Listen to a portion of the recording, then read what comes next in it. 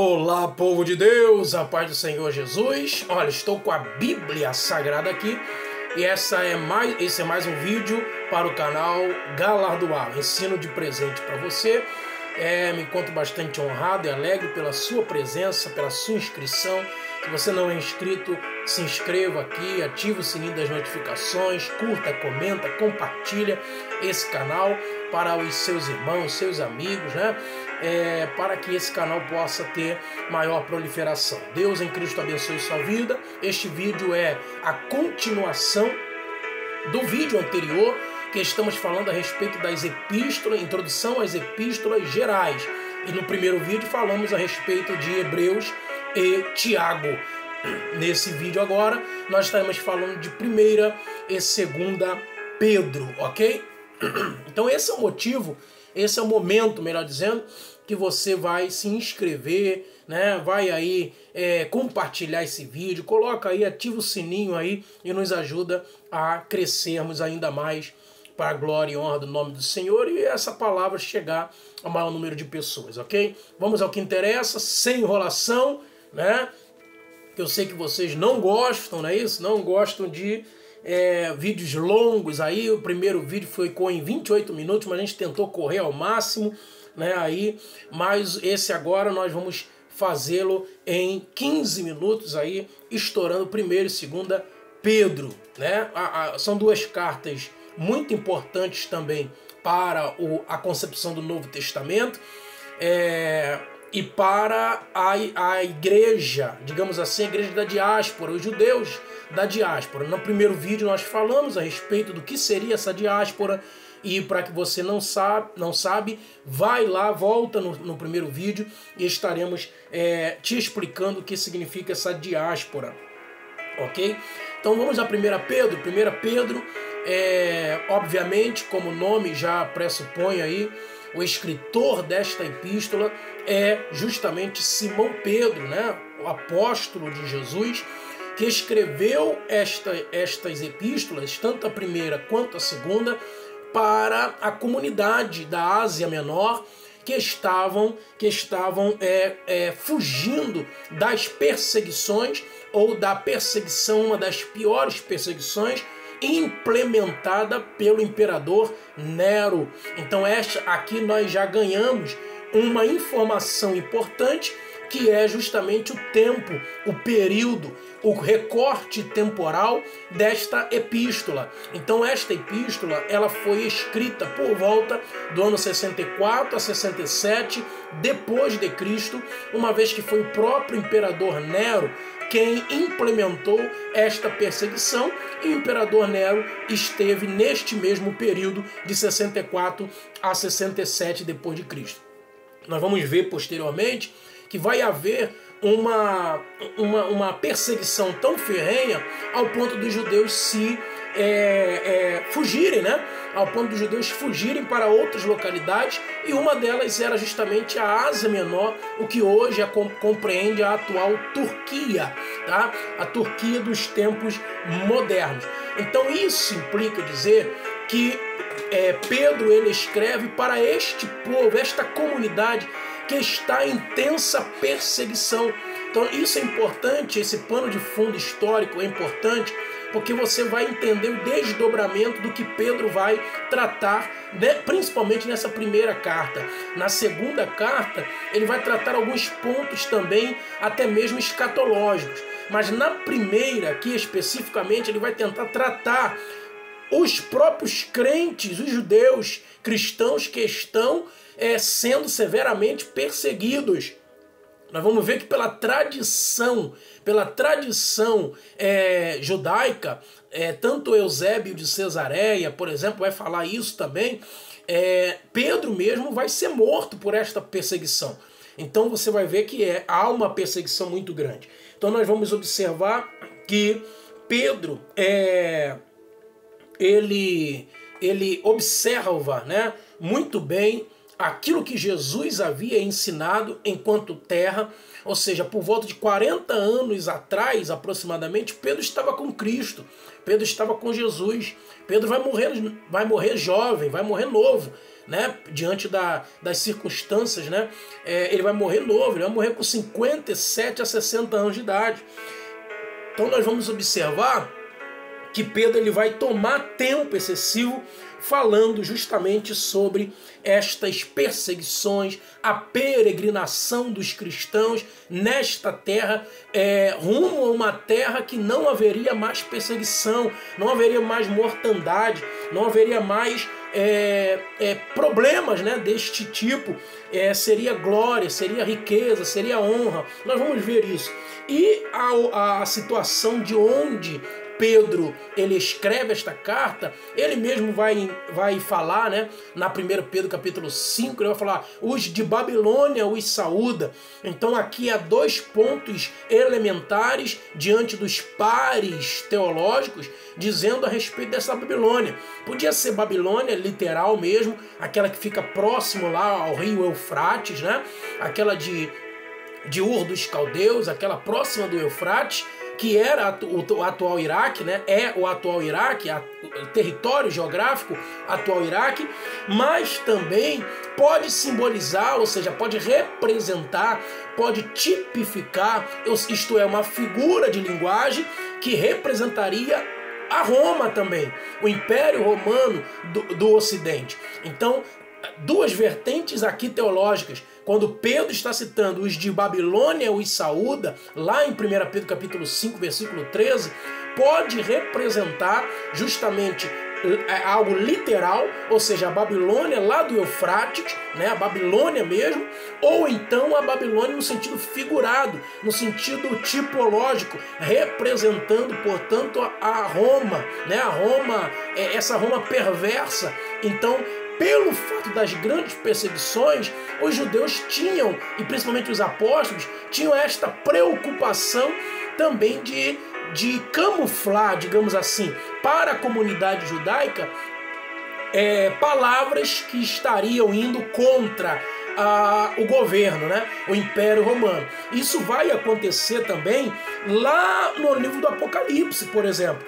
Vai acontecer no livro do Apocalipse, capítulo de número 17, versículos 5 e 18. Vai acontecer isso. Isto é importante nós analisarmos. O que vai acontecer lá em Apocalipse 17? Vai acontecer uma figura de linguagem em que João fala a respeito da Babilônia, representando ali com toda certeza o Império Romano, né? O Império Romano. E isso traz a lume a possibilidade também de Pedro estar fazendo a mesma coisa, ok? Então nós temos essas duas vertentes aí. A ocasião em que Pedro escreve esta primeira epístola está provavelmente linkada à perseguição ferrenha do Império Romano a partir do imperador Nero, no ano 64 a 67 depois de Cristo. Então por isso nós entramos na carta justamente falando a respeito de cada tópico desta carta, aquilo que Pedro vai dizer. Então no 1 Pedro capítulo de número 1,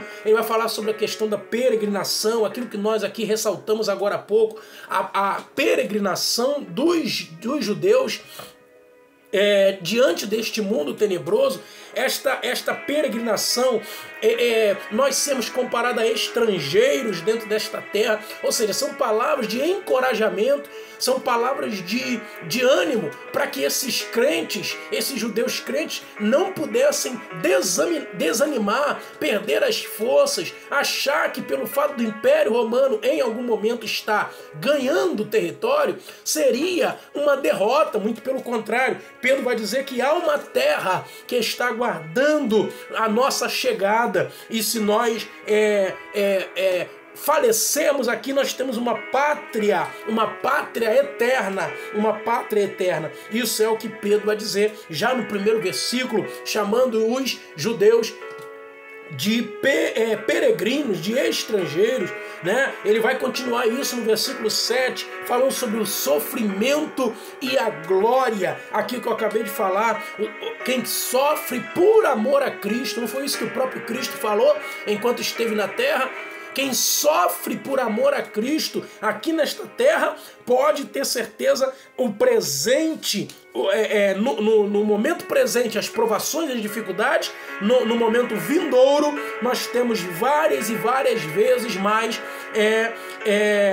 a vida eterna, né? O gozo eterno, a plenitude daquilo que Deus estabeleceu pelo seu próprio poder.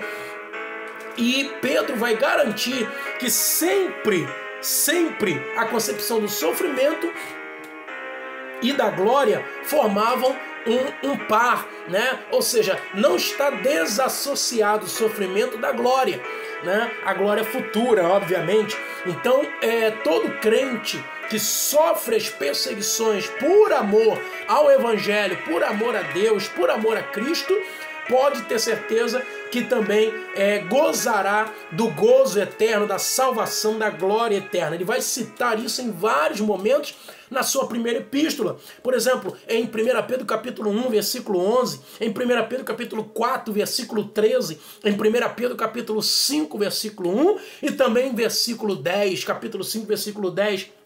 Isso tudo está relacionado diretamente à concepção da glória pelo fato das grandes perseguições. E aí nós partimos para o capítulo 2 e 3, que também retoma o assunto da peregrinação do estrangeiro. Ele vai falar sobre a eleição, ele vai falar sobre santos, ele vai falar também sobre a concepção das boas obras, 1 Pedro capítulo 2, versículo 12, e capítulo 3, versículo 13, ele vai falar sobre bons cidadãos, né? Ou súditos dentro do possível. Dentro deste governo nós somos cidadãos que diante mesmo das próprias perseguições precisamos manter essa boa cidadania. É difícil, né? É complicado, às vezes dá na gente aquela ideia de injustiça mesmo, né? Diante das adversidades que o governo implanta, principalmente contra os cristãos, às vezes dá aquela sensação de insegurança, de injustiça, de impunidade,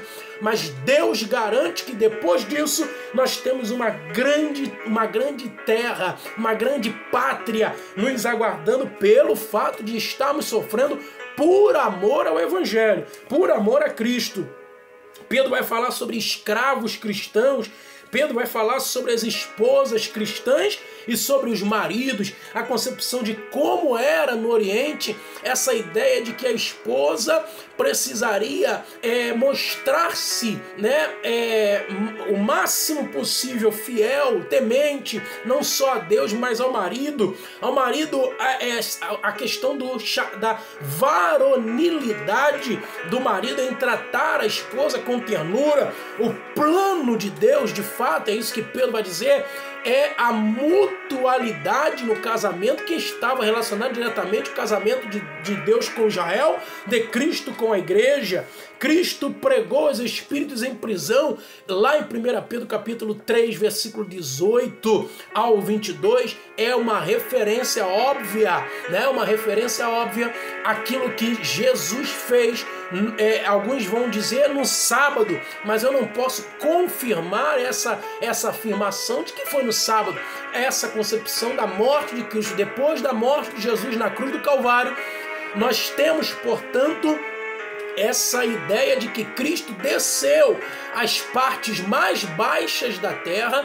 Aí pode ser o Sheol, né? Pode ser ainda aí o Hades, pode ser o Tártaro, nós não sabemos ao certo, mas é bem provável que tenha sido o Hades, né? O Sheol é chamado de mundo dos mortos, em que recebiam almas de justos e injustos, divididos em um abismo intransponível, como a gente vê na parábola do rico e Lázaro.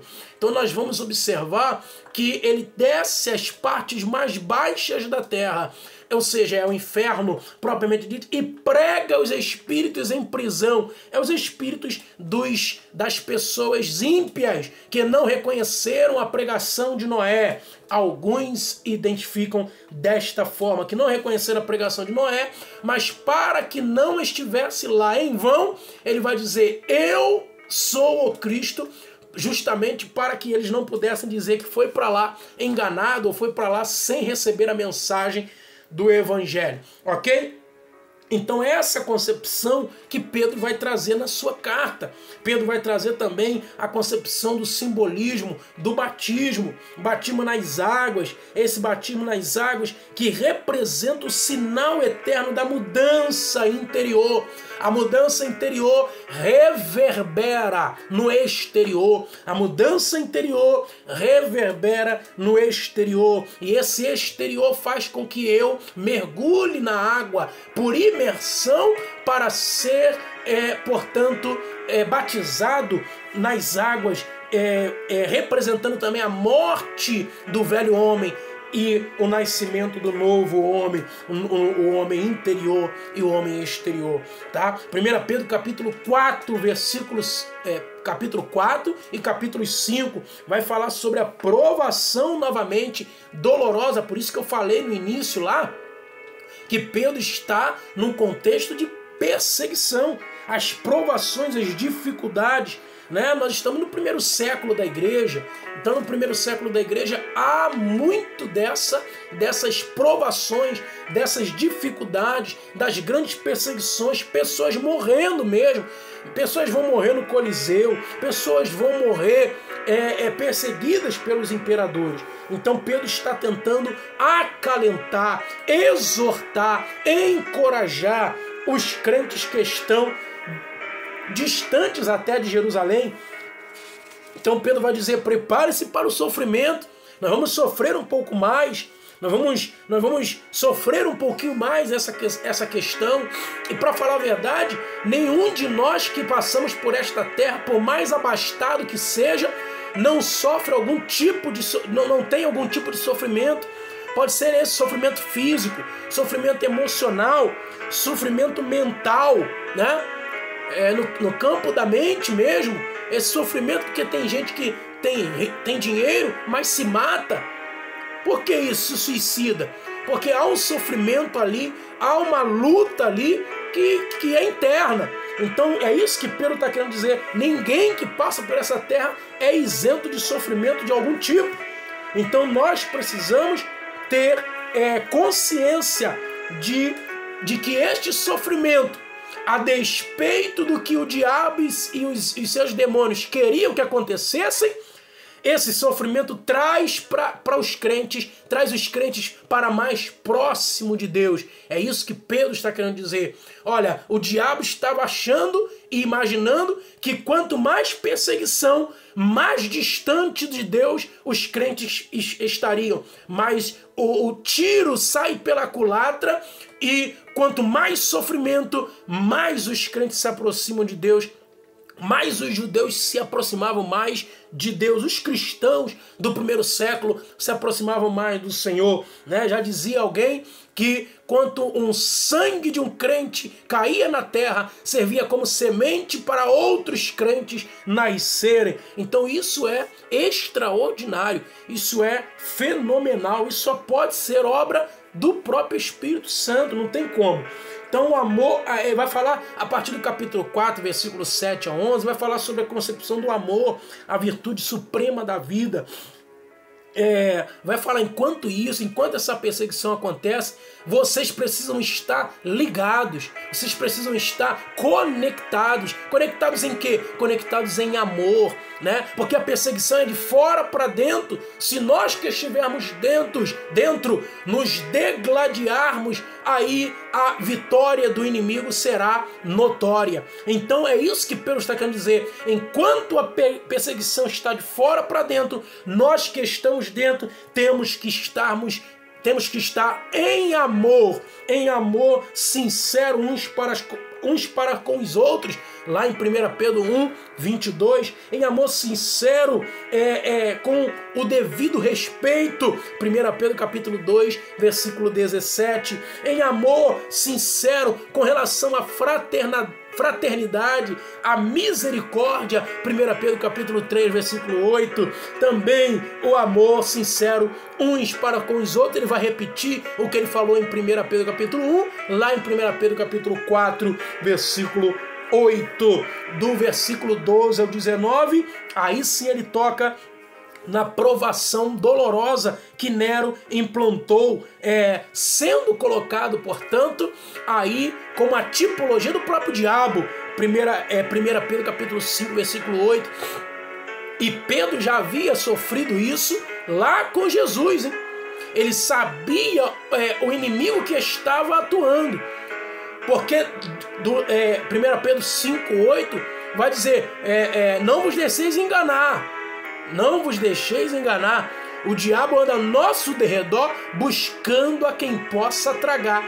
Ele é testemunha ocular disso.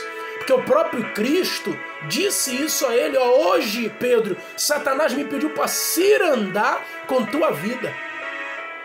Então Pedro estava do lado de Jesus e o diabo pediu para que tocasse em Pedro, mas Jesus rogou ao Pai e Deus deu o livramento.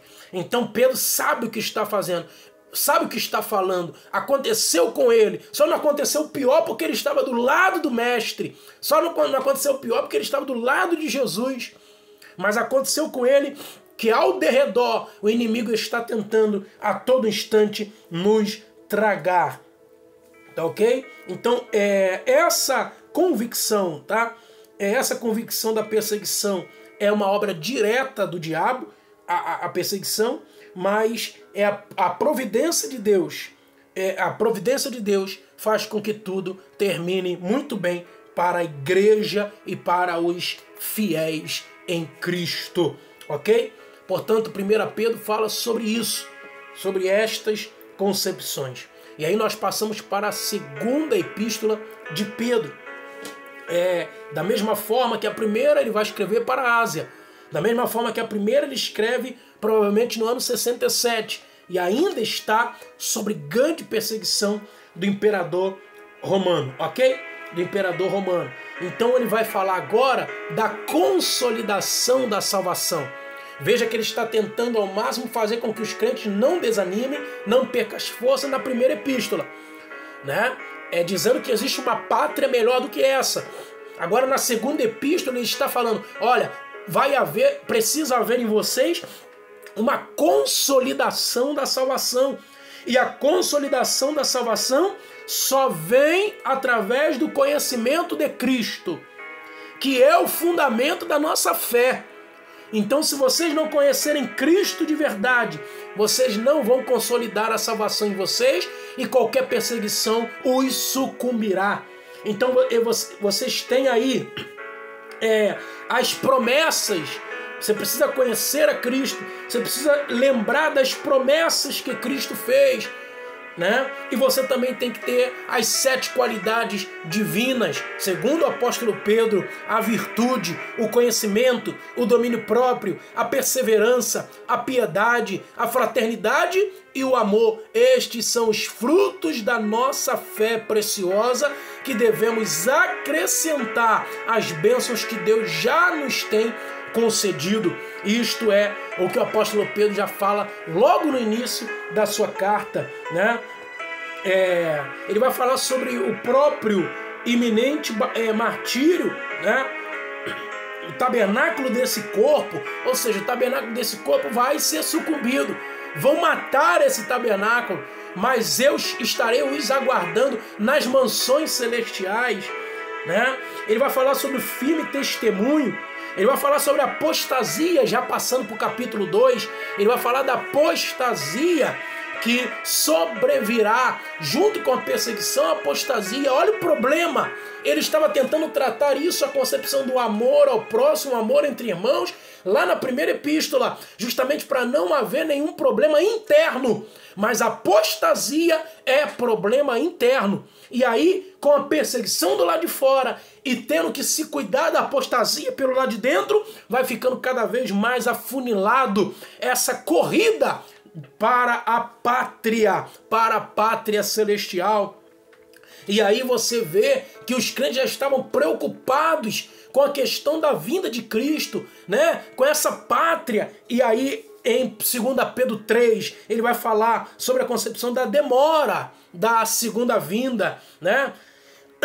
Perdão, ele vai falar sobre a demora da segunda vinda, essa concepção da interpretação da segunda vinda, está dentro da primeira geração da igreja lá, em Mateus capítulo 16, versículo 28, Mateus 24, 34, e os apóstolos também empregariam expressões que indicariam a vinda próxima. Por exemplo, o apóstolo Paulo em Romanos capítulo 13, versículo 12, o próprio Tiago, 5, 8, o livro de Hebreus que nós falamos anteriormente, capítulo 10, versículo 25, poucochinho de tempo e o que há de vir virá e não tardará.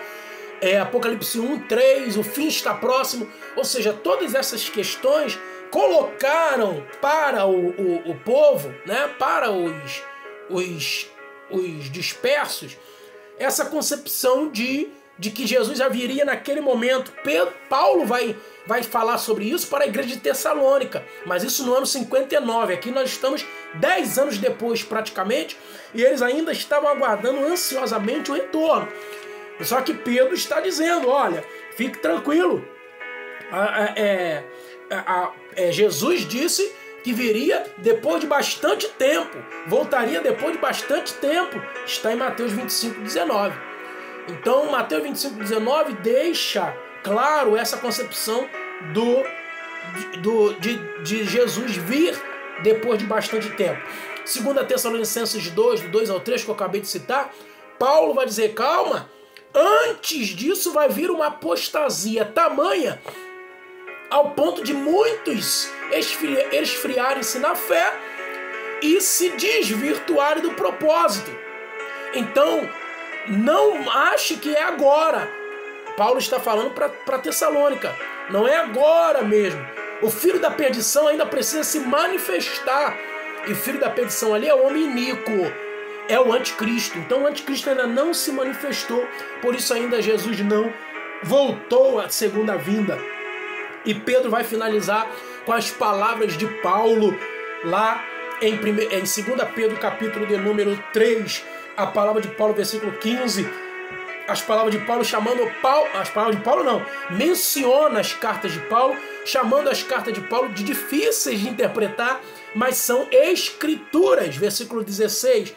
Então, se ele na primeira carta chamou de escrituras e na segunda carta também